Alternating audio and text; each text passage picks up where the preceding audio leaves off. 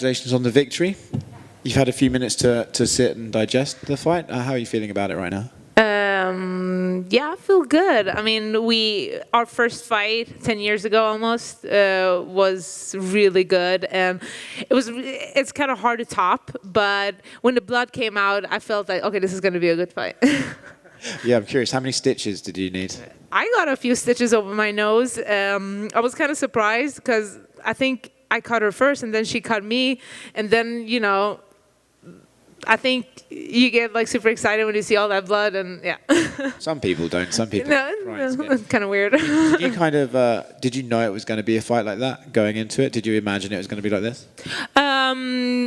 Some things surprised me, but I surprised myself with a lot of things. Lena's really strong. Like, her clinch game is really good, and I prepare myself for that. But when I was in the clinch, I felt really strong as well. So when I took her back, if I had more time, I could have got that submission. But I was really happy standing on my feet as well. But in this fight, actually, I mixed it up a lot with the clinch work, with some of the grappling. And then in the second round, I felt I had like the first and the second until like I got dropped, but I think I saved it by getting up really quickly and getting back to work.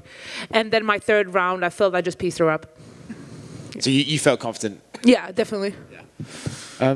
When would you like to get back in there? Obviously, you got to heal up and stuff, but when would you like to fight again? Yeah, this is just a few stitches. I'm thinking about late summer, and I mean, I got this question before, but I think a fight with Aspen Ladd makes sense. By the way, Wigfield, Saturday Night is a great song. Yeah, right? Thanks. Why Aspen? Well, I think that we both beat Lena, and she just got beat by Rocky in a great fight, and I just fought Rocky a fight ago. Just makes sense, you know. And I think she's ranked 7 now or something, and I think I got bumped up after this. Hopefully I can get back into top 10, and then I think it makes sense if anybody else doesn't want to fight me, of course. But I mean, that makes sense.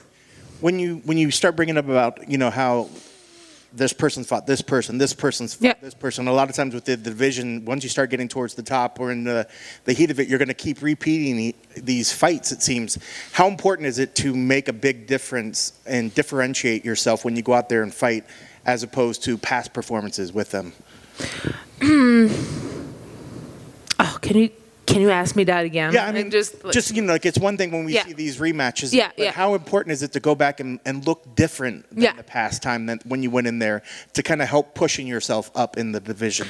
Yeah, like you said, like there's not so many people above, so there's not like you can't just pick like anybody. But that's why you have to like make small improvements every camp to look even better, because you have to stand out. That's the thing. This is top 15, and you just have to stand out. And I just think that like after my last fight with Rocky was just that I felt so flat. I looked so flat. So going into this camp was like, I'm not gonna look flat. I have to be exciting. And this is not just a sport.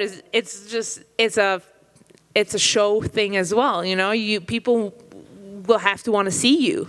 You know. So what's the main thing that you tackle then when it's about trying to be more exciting? You want to have a little bit more where you felt flat.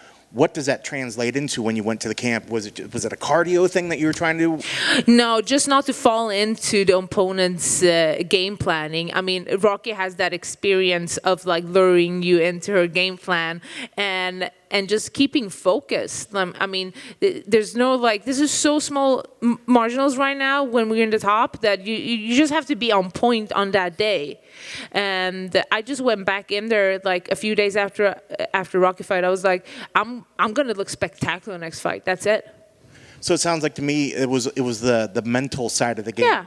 So do you figure that that's the biggest difference when you're starting to get into the top 15, top 10, that the mental side of the game is 100%.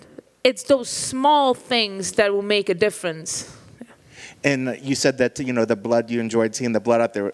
Were you always like that, even as a child? Were you the kind that if you got bumps and bruises, you got excited? No, I was not like that at all. I mean, I almost like got really scared when he was like, "Yeah, we're gonna do stitches now." I'm like, "Oh, okay. Do I need a shot?" He's like, he put like few shots in me, and then he just like, I start cursing in Swedish. I'm like, thank God you can't understand us, because this is horrible. How many stitches did you get?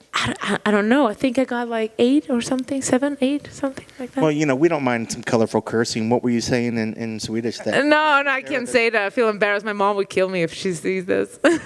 Congrats on the victory. Thank you. Good to go? Yeah.